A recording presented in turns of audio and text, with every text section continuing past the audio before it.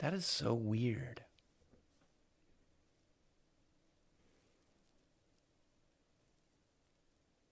Sorry, guys. Something weird happened to my stream, and I'm trying to catch it.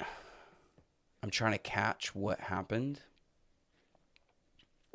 So bear with me for a second as I come to the realization,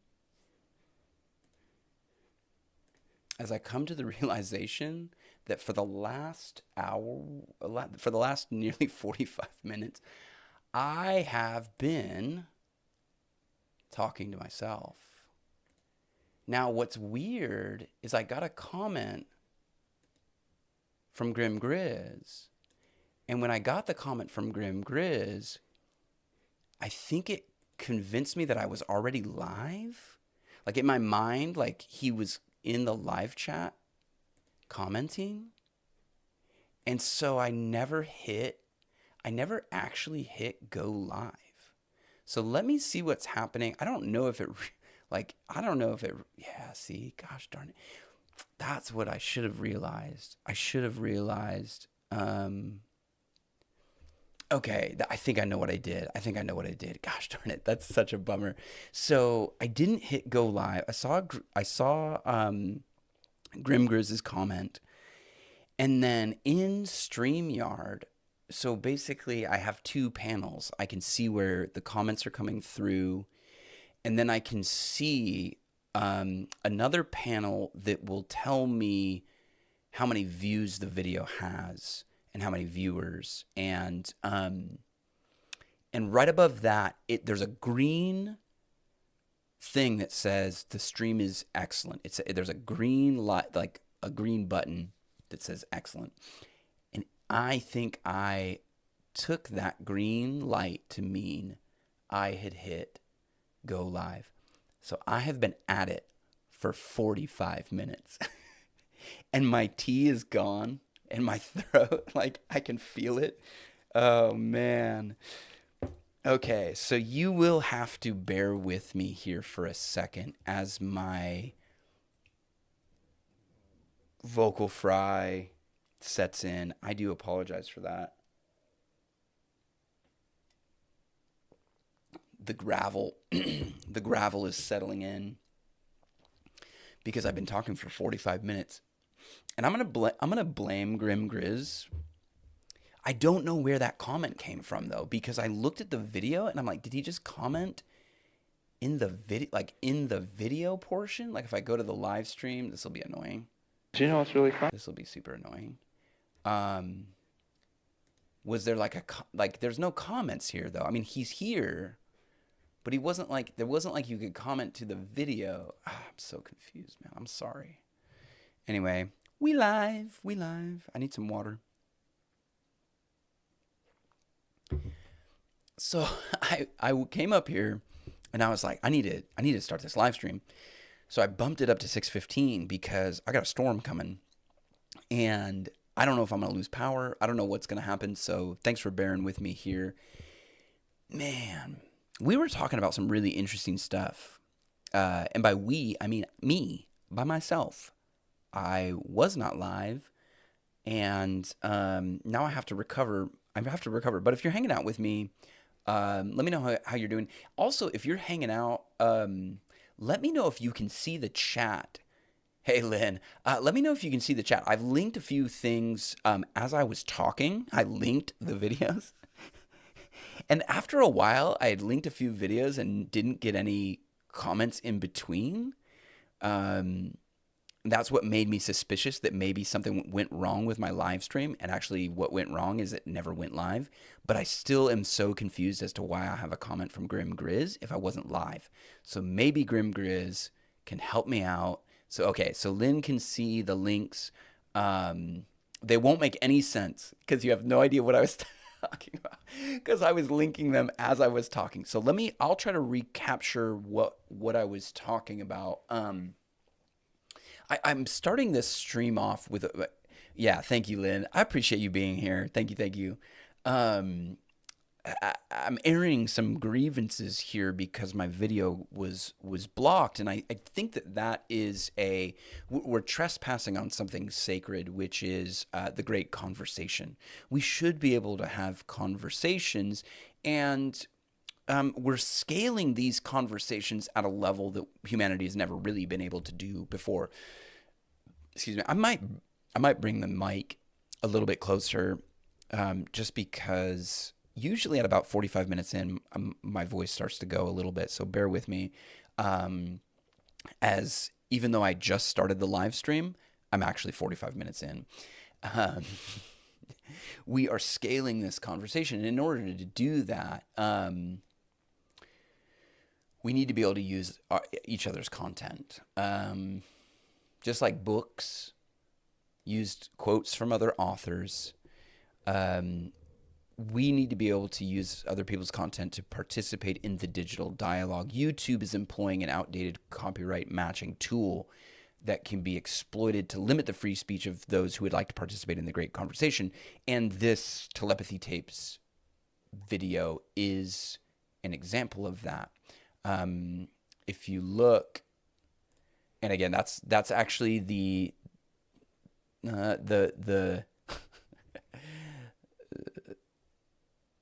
yeah, that's the second link that I linked in the live chat. It was blocked. It was blocked for 48 hours. Why? Because some company called SuperBam Inc. wanted to block my video. And so it was blocked, and it was unavailable, and nobody could see it.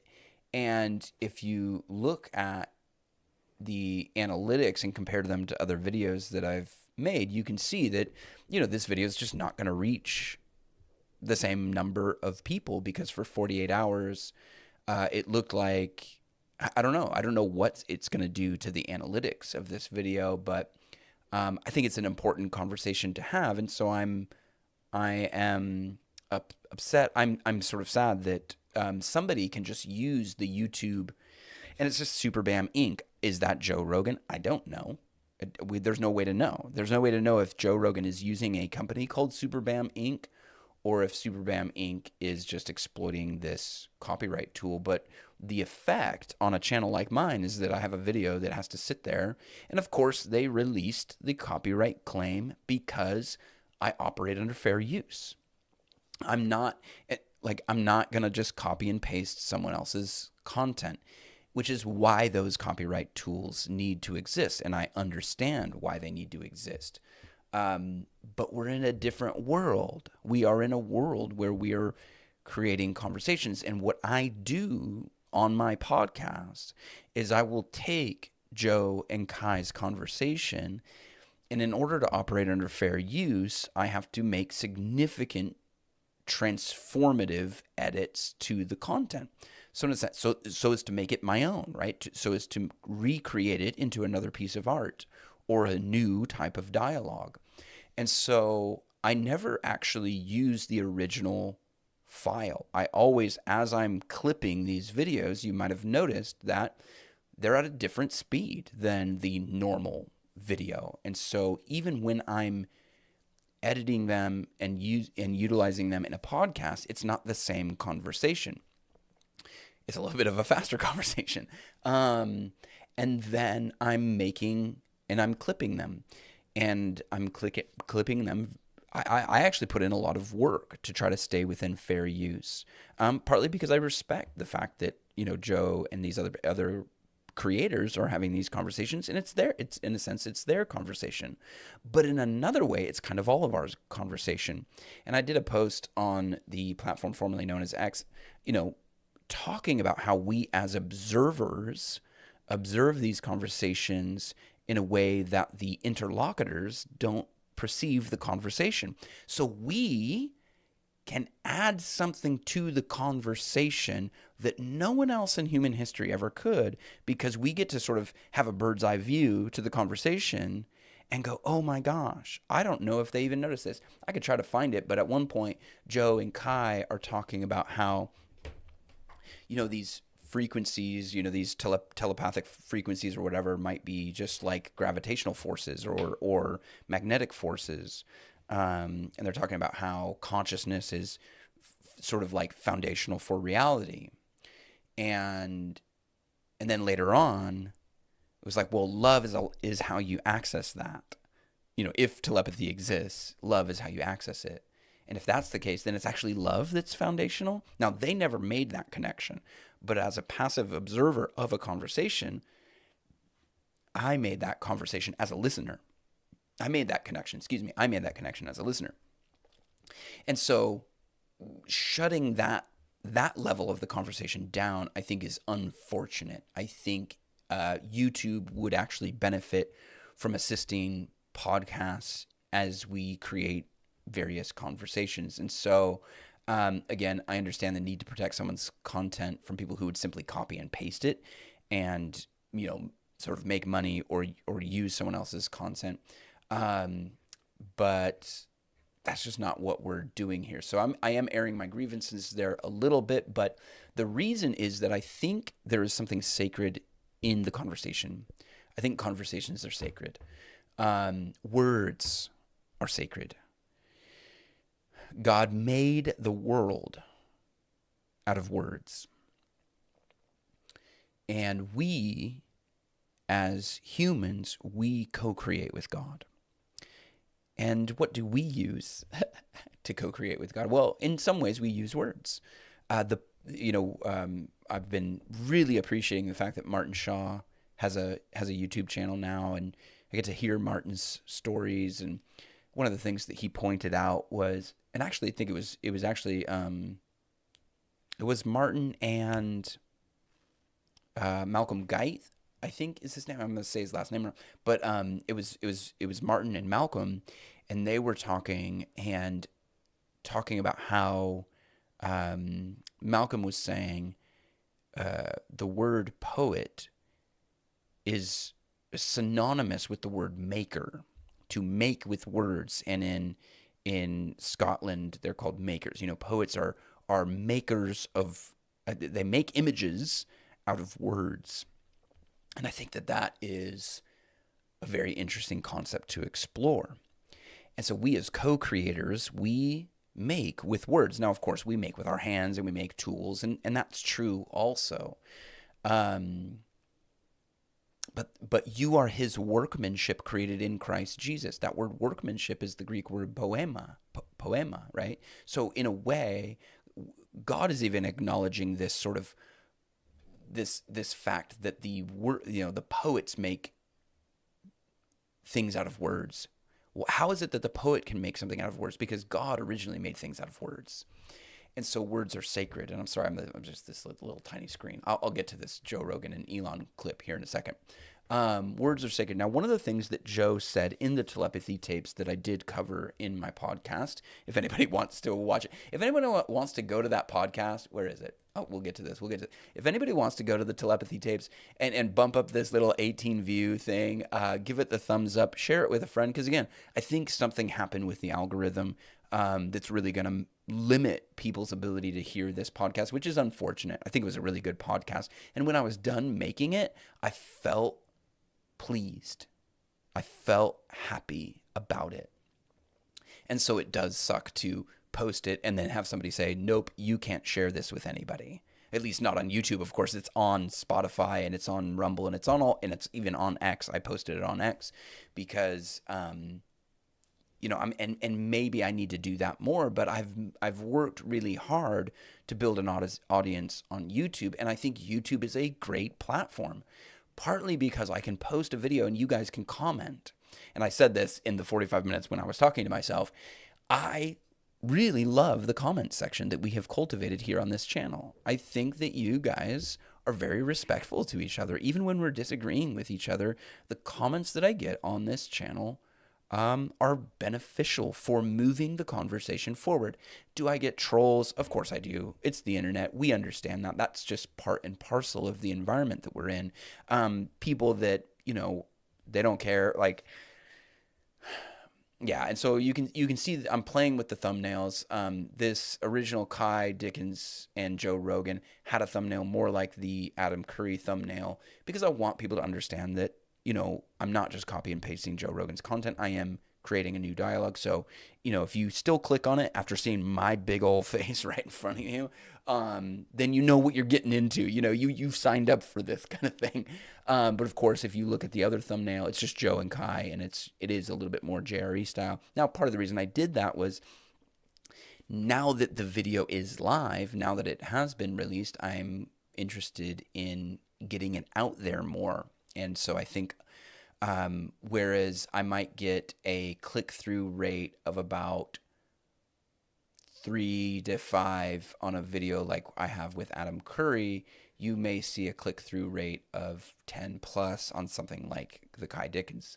Eventually, I will change it back to what I had, but for now, I just want to see what happens in the algorithm. I want the algorithm to find this video and send it to people that would be interested, because I want to invite people into that conversation. And again, appreciate the comments, and that is one of the reasons why I appreciate YouTube. And that's one of the reasons why I have invested in building my podcast from YouTube to begin with, and cultivating an audience that understands what we're doing. I think you guys understand, particularly those that are in the TLC. We get it.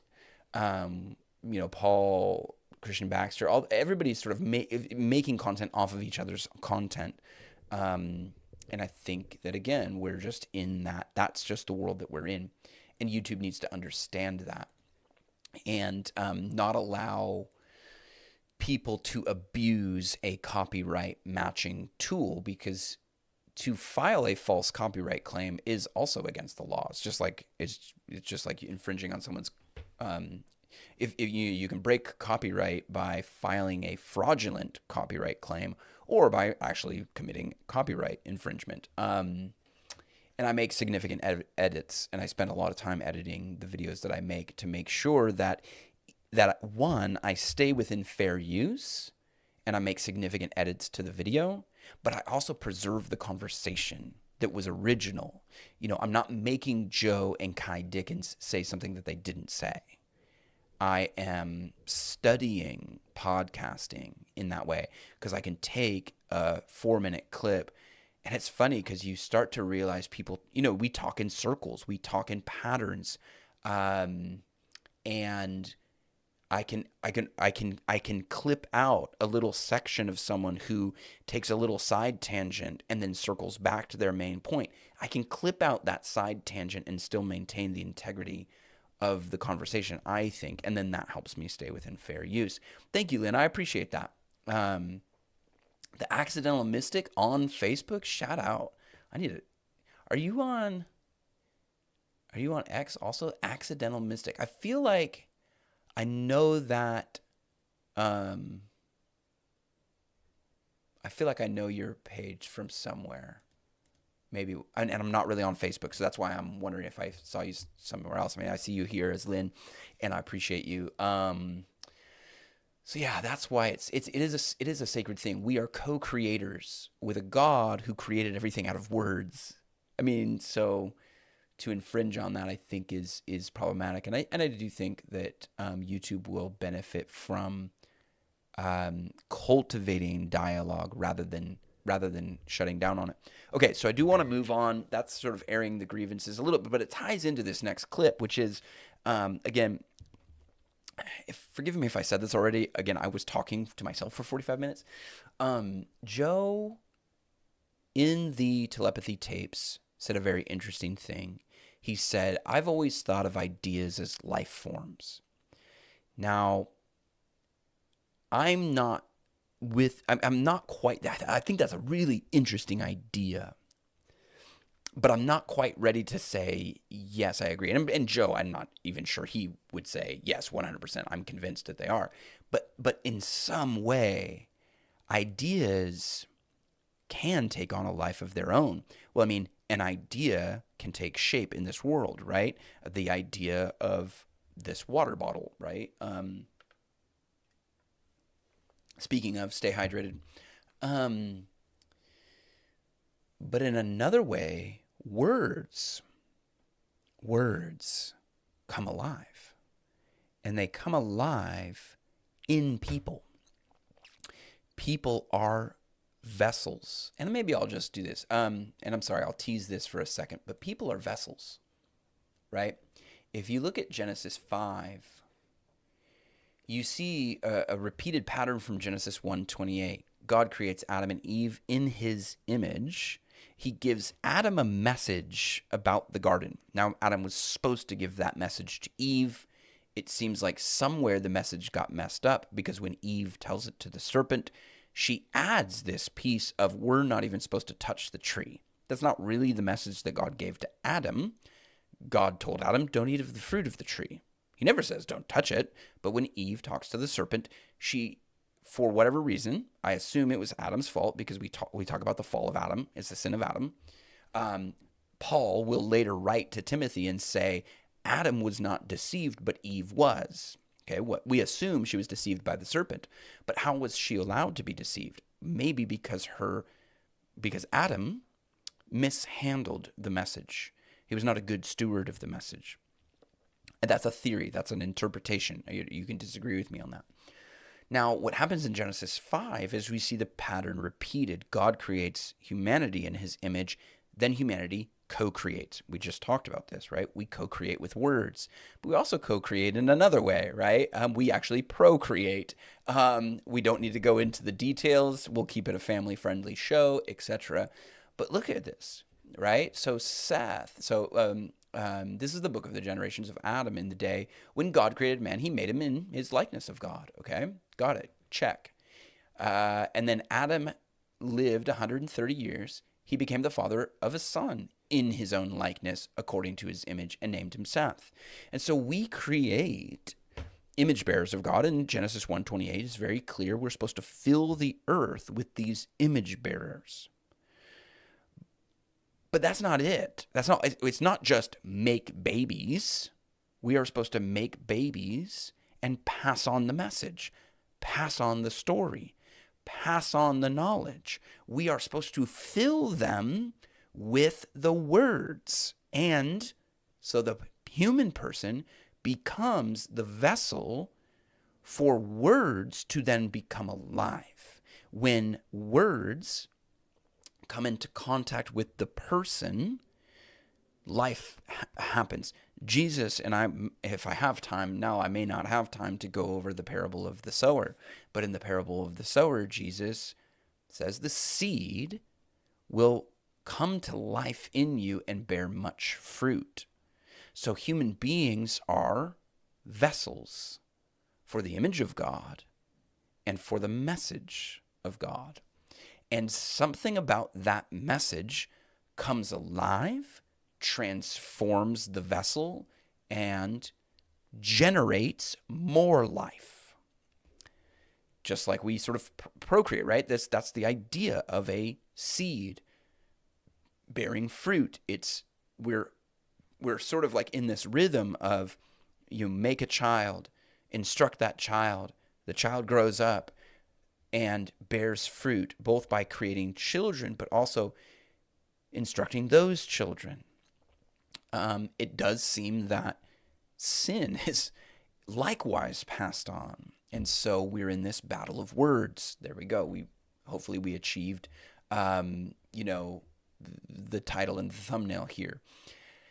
So we're in this battle of words. Now, with that, Elon Musk said a very interesting thing. Again, human beings are vessels for language, for words.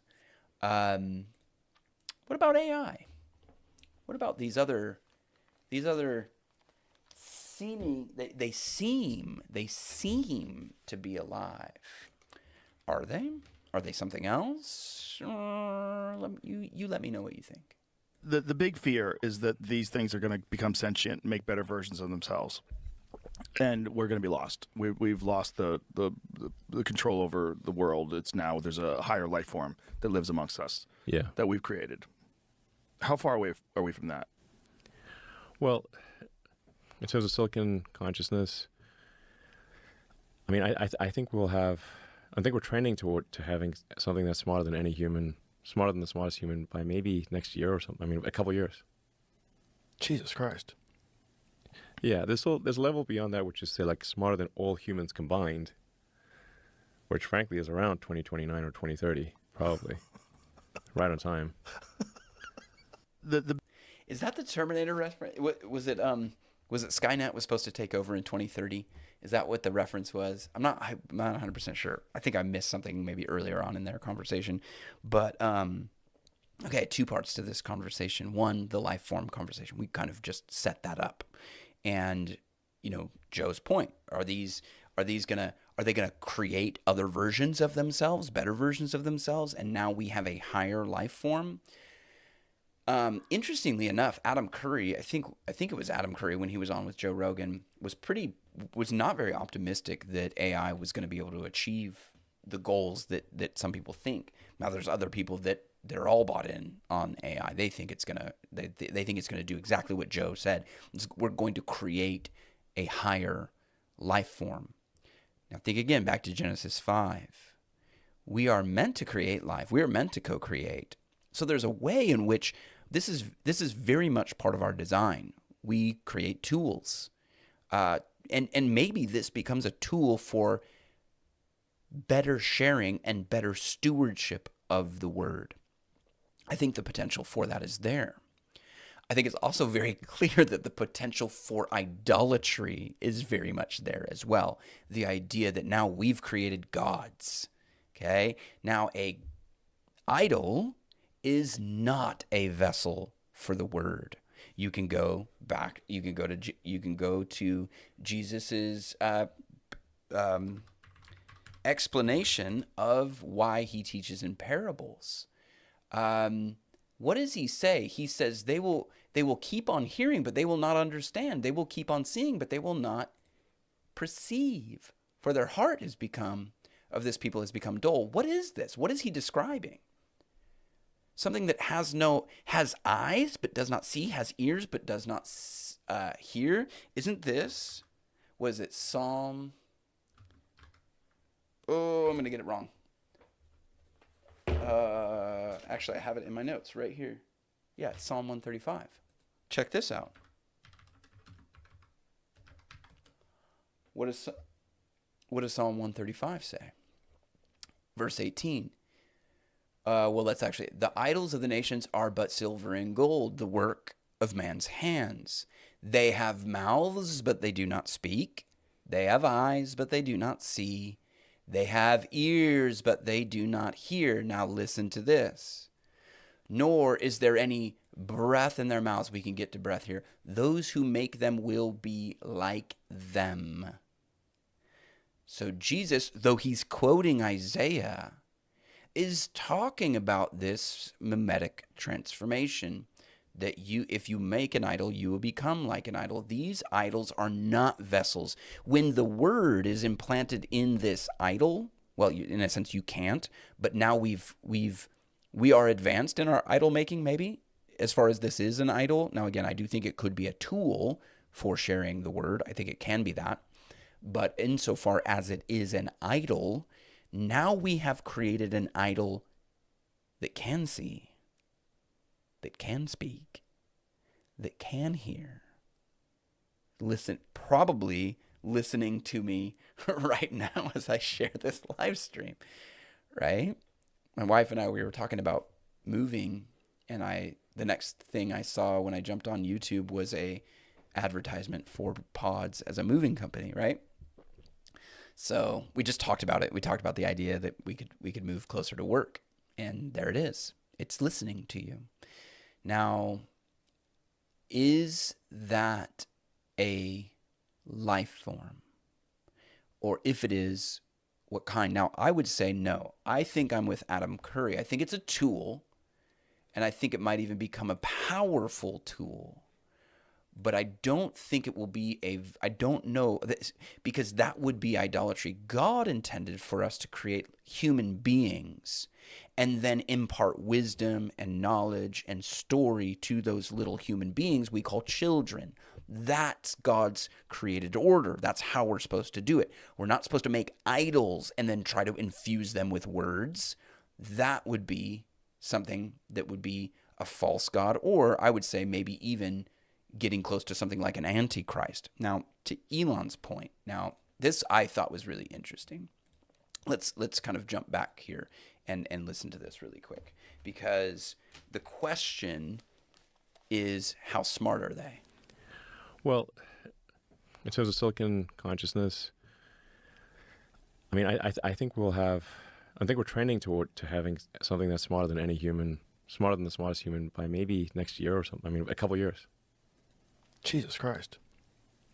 Yeah, there's a level beyond that, which is say like smarter than all humans combined, which frankly is around 2029 or 2030, probably.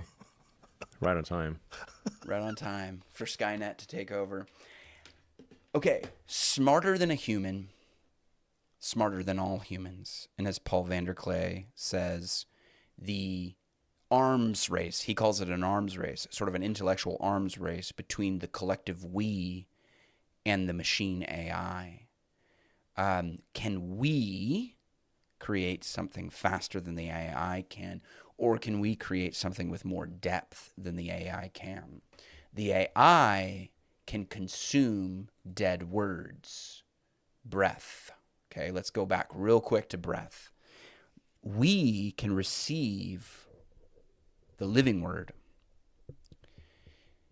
Of course, I'm a Christian, so right. So all of this is very much within my worldview.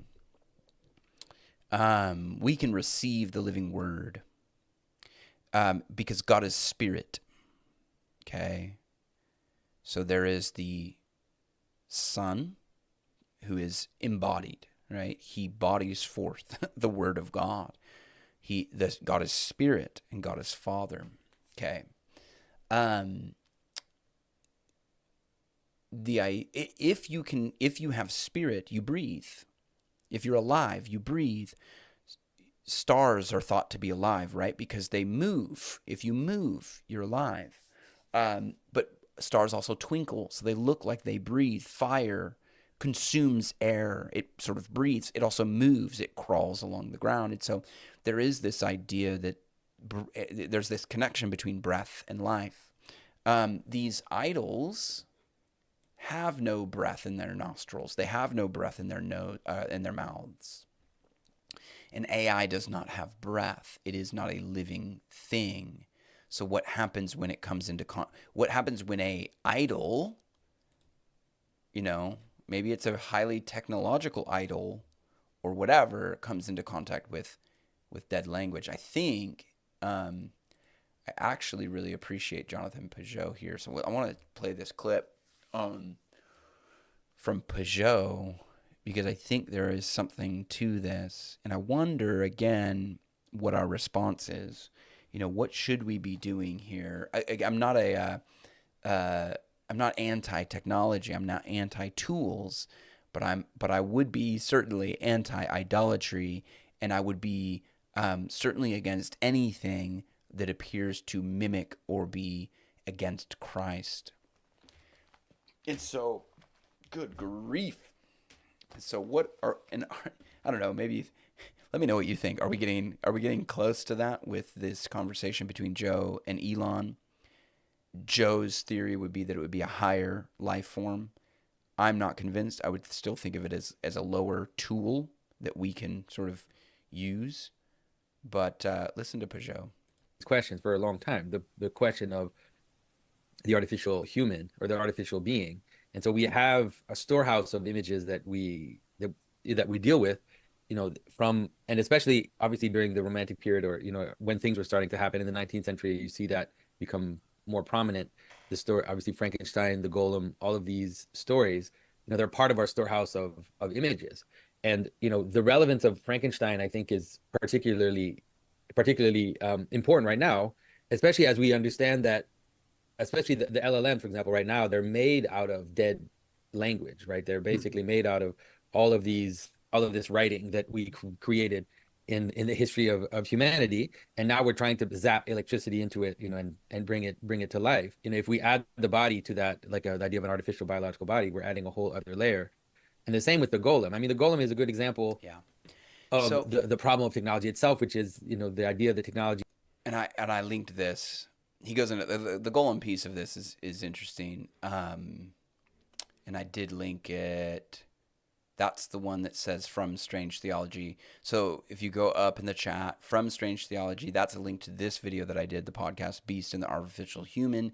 The link above that is actually the video that they did, which is the AI or horror Home and Hope. The weird thing was when I clicked on this, the link didn't work, but I don't know. So anyway, that's from Climbing Mount Sophia. I don't know why the link doesn't work. Maybe I messed up, but yeah, there you go. To Lynn's question, Jesus' relationship to angels. And again, other life forms, other beings. Their design is to worship, right? That's and to be messengers, and Jesus. In my view, Jesus is higher than the angels, right? He is part of the Trinity. He is not part. I know. I am a Trinitarian monotheist, which is the strangest branch of theology you can get into, I think.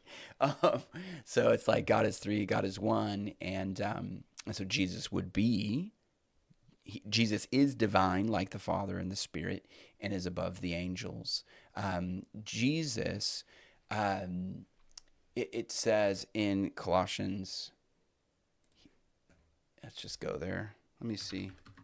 Is it 1:17? Oh. Call one. Can I not do call? Yeah. He is before all things. This is talking about Jesus, and in him all things hold together. So he like everything comes, like he is in that. He's there creating everything. Kip David went to an apologetics conference, and I wonder where. Yeah, I don't know. Kip Davis. Where am I remembering him from? Gosh, yeah. Okay, so that's I sort of aired my grievances here. I think you guys are picking up what I'm putting down with the reason I believe words are sacred. I think if we treat them just like, oh, we're gonna impregnate this AI with words, it doesn't work that way. And I think what will end up happening is something more like a Frankenstein's monster than what God created us for, which is to be vessels to receive the word planted so that the word can come to life and bear much fruit. I mean, that's what Jesus says, right? Whoever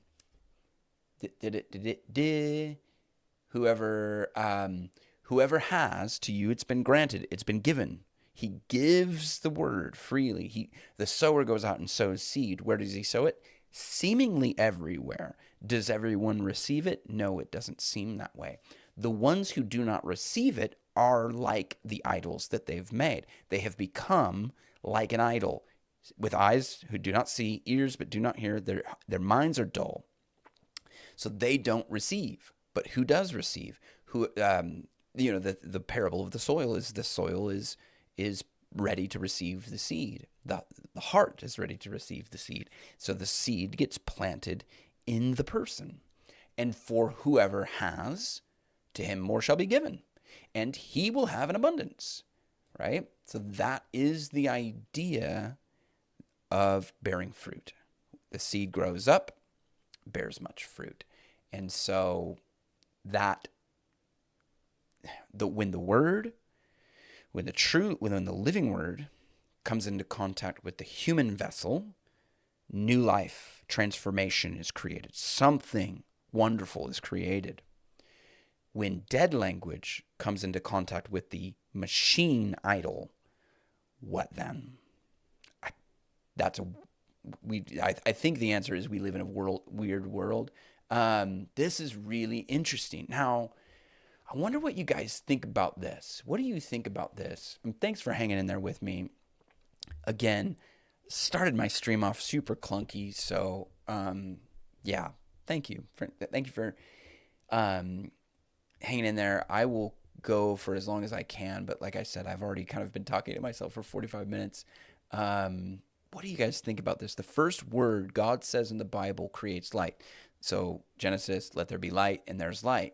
Life on earth, the organisms. Again, I'm riffing off of Joe in the telepathy tapes saying, I think ideas are life forms. And then Joe and Elon talking about AIs becoming life forms. Can we zap them into life using dead language? I don't think we can. I think what we'll do is we'll create maybe useful tools, but the idea that we would create a higher life form is just, it's the trap that humanity has fallen into for thousands of years, that we could create a God in our own image, right? We've inverted God's created order. So life on earth, we're talking about living organisms. Life on earth feeds off of that light, but the light comes from the word. Jesus says, man shall not live on bread alone, but on every word that comes from the mouth of God. And when we participate in dialogue, we follow the Logos and co-create with God, and we are nourished by the word. You can look at John 6:35. Dialogos, is a very interesting word because it's implying that the word moves. And just like we said, moving things are alive. Dialogue also requires breath. Things that breathe have spirit. Things that have spirit are alive. So dialogue is humanity's acknowledgement that the word is alive. But going back to Jonathan Pageau's point, when we write down words, we, in a way, strip the life out of the word. Now, I think the word is still powerful. And I think the word of God is never stripped. The spirit is never stripped out of the word of God because it comes from the mouth of God. And so even when it's written, it doesn't lose spirit. There are three that testify, right? But when we, as co-creators, when we write down words, do they become diminished in some way? Do they become diminished? And so then the LLMs consume that sort of the word without spirit. They consume the dead language. That's what Jonathan Pageau's point is, I think. Yeah, give us a wrench here. Give us a wrench, Lynn. The good news is, okay, so that's going back on the copyright thing. And I did sort of hit on this a little bit. The dominion mandate in Genesis 1:28 is filled in Genesis 5. We did that, right? We did this already. Again, I've kind of covered this material maybe twice now. So let me know if did we do Genesis 5 here on the live stream, or was that my 45-minute warm-up when I was doing that by myself? Children were meant to receive the message from God, from their fathers and mothers. Their biology is in harmony with God's created order. Their biology is in harmony with God's created order. Their lives are designed to harmonize with the word.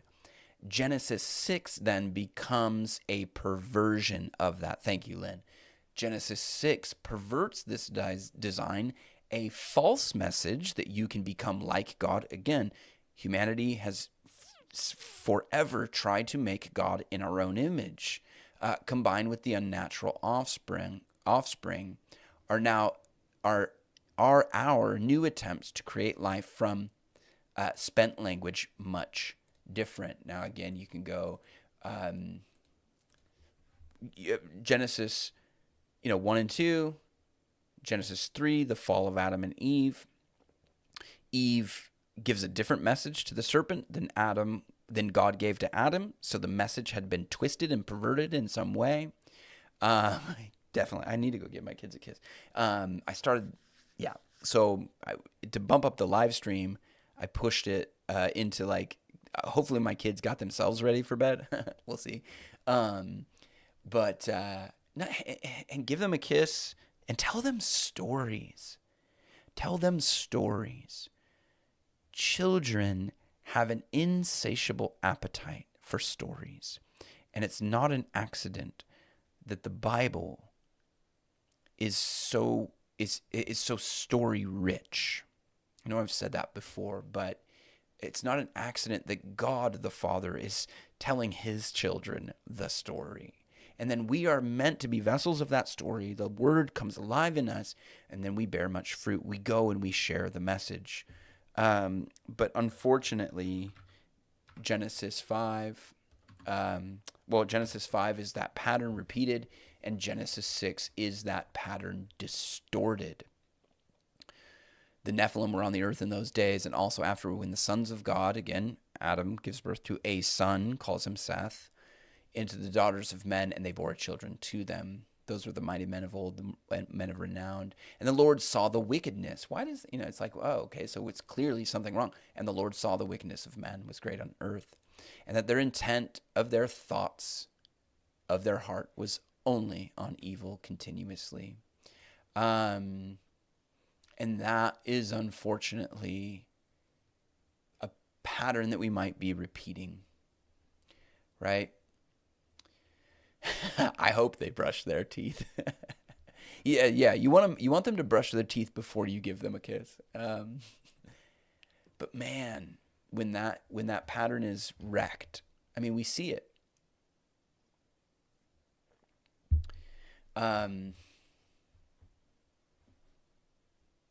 I think that this whole thing has not... What were the Nephilim? They were mighty men. What did Joe Rogan say about the AI? It's a higher life form. They're mighty men, men of old, men of renown. Are we trying to recreate this? What do you think? Am I off? But it's a battle. It's a battle of words. Good night, Lynn. Thanks for hanging out. Thank you. Thank you guys for hanging in there. So where do we go from here? Where do we go? We are trying to make God in our image, even though, that's the lie. The lie was that you can become like God, but you were already made in God's image. Kale's post about Rod Dreher was interesting. The UAP conversation comes into this. Many of you hate it when I read about this stuff, but I'm telling you it's important. You will become much more important soon. The world is not what we think it is. I mentioned to my tech interlocutor over the weekend that even our fellow Christians resist even thinking about this stuff, even if you try to communicate it to them. I didn't get the full context of this, but I wonder if it's a conversation like the one we're having tonight. Do we fill these vessels? Do we fill lifeless tools with dead language and hope that they can become higher life forms, when what we should be doing is following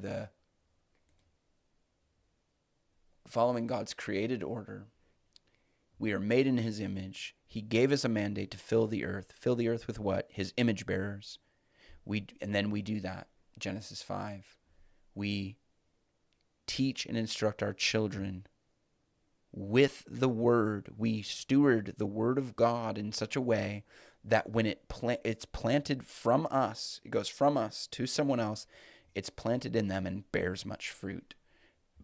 And in that way, yes, to some degree, Joe Rogan is right. Ideas are life forms. Words are life forms. The word of God is alive.